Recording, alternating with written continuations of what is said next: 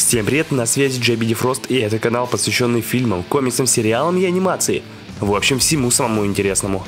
И мы продолжаем наш марафон по симбиотам. И сегодня я расскажу вам, наверное, про самого безумного симбиота во вселенной Marvel. Карнаж.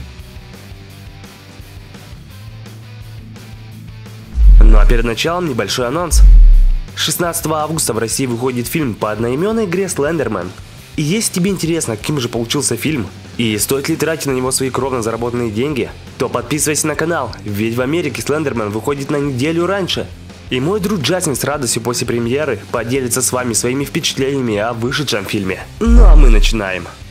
Хоть Веном самый известный симбиот во вселенной Marvel, самым опасным и безумным является Карнаж. В плане жестокости с ним мало кто может сравниться. И сегодня, специально для вас, мы подготовили 10 самых интересных и жутких фактов о Карнаже, самом опасном симбиоте во вселенной Marvel. Если Эдди Брок и Веном хоть и имеют общие цели – уничтожить Человека-паука, Веном все же не полностью поглотил разум Брока, и тот все равно остается немного человечным, то у Кэссиди такой проблемы нет. Он позволил Карнажу целиком поглотить его рассудок, так что его личность полностью растворилась в симбиоте, став с ним одним целым. Симбиот выбрал себе носителя не случайно, ведь еще до того, как стать Карнажем, Клейстус Кэссиди отбывал наказание в тюрьме строгого режима Райкер за серию особо жесточайших убийств и считался там одним из опаснейших заключенных, так что он был психопатом еще до Карнажа, а уж с ним окончательно превратился в настоящего монстра.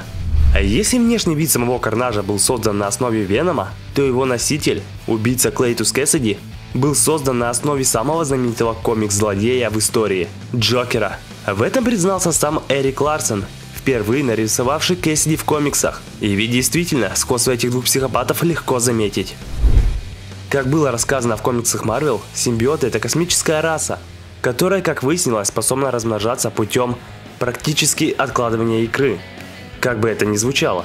Так вот, Карнаж – это порожденный Веномом отпрыск, причем отец и сын в итоге стали заклятыми врагами. Веном действительно объединялся и не раз с Человеком-пауком, чтобы победить Карнажа. Настолько этот симбиот опасен, что остановить его можно было только совместными усилиями. А если быть точным, то эта идея перешла в голову Человеку-пауку, когда он понял, что в одиночку столь сильного суперзлодея ему не одолеть. Будучи инопланетным организмом, симбиот, Карнаж, оберегает своего носителя и способен к регенерации. Так могут все симбиоты, но Карнаж на совсем другом уровне. Он спасал Кэссиди от смертельных ран, заменял ему легкие и внутренние органы и даже восстанавливал ему голову за считанные секунды. Ни один другой симбиот не демонстрировал подобного. Исцеляющий фактор Карнажа распространяется не только на регенерацию сильнейших ран, но и на иммунную систему Кэссиди, что делает его устойчивым ко всем болезням и инфекциям земного происхождения, что он также устойчив практически ко всем ядам и нейтрализаторам, которые могут быть созданы людьми. Одна из самых глобальных атак Карнажа пришлась на город Довертон, штат Колорадо. Карнаж проник в канализационную систему и через нее заразил собой всех жителей города. На спасение была отправлена команда супергероев, но Карнаж одолел их и захватил Капитана Америку, Соколиного Глаза, Росомаху и Существо. Благо была отправлена следующая команда спасения, состоящая из симбиотов на службе правительства, и Карнаж был нейтрализован. Несмотря на все свои колоссальные силы, Карнаж имеет те же слабости, что и его отец Веном. Высокие температуры и громкие звуки приводят его в настоящую агонию. Пожалуй, это один из немногих способов остановить кровожадного симбиота.